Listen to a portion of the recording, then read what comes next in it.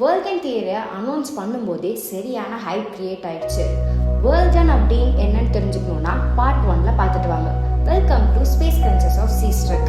1962 1970s பெரிய பெரிய scientist டெலஸ்கோப்ஸை use பண்ணி சன்னுக்கு பக்கத்தில் இருக்க டைனி டாட்ஸை பார்த்ததுனால ஐசா வேர்ல்கன் அப்படின்னு கிளைம் பண்ணாங்க.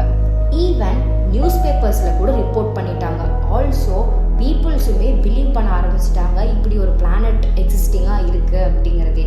சயின்டிஸ்ட் சோலார் எக்லிப்ஸுக்காக ஸ்பெஷல் எக்ஸ்பெடிஷன்ஸை ஆர்கனைஸ் பண்ணாங்க. ஆக்சுவலி பிளான் என்னன்னா, சன்லைட் எப்போ பிளாக் ஆகுதோ அப்போது நம்மளால் வேர்ல்கனை நல்லா பார்க்க முடியும் அப்படிங்கிறது தான் அவங்க ஐடியாவாக இருந்தது. பட் ப்ராப்ளம் என்ன அப்படின்னா, டிஃப்ரெண்ட் பிளேசஸ்லையும் டிஃப்ரெண்ட் சைஸ்லையும் இருந்ததுனால கன்சிஸ்டன்ஸ் ப்ரூஃப் கிடைக்கவே இல்லை. ஸோ மெனி டைம்ஸை அந்த ரெக்கார்ட்ஸ் பார்க்கும்போது எப்படி இருந்ததுன்னா, maybe it's a sunspot or asteroid or some optical இல்யூஷனாக இருக்கலாம் அப்படிங்கிற ஒரு கன்சிடரேஷனுக்கே வந்தது. டிக்கெட்ஸை அன்சால்வ் பண்ணாலுமே வேர்ல்கனோட கிளியர் எவிடன்ஸ் கிடைக்கவே இல்லை. பட் மெர்க்குரியோட ஆர்பிட்டில் என்ன ப்ராப்ளம் அப்படிங்கிறது ஸ்டில் அன்சால்வ்டாக இருந்தது. அதை எப்படி சால்வ் பண்ணாங்க அப்படிங்கிறது பார்ட் 3ல பார்க்கலாம். மறக்காமல் லைக் பண்ணுங்கள், சப்ஸ்கிரைப் பண்ணுங்கள். தேங்க்யூ.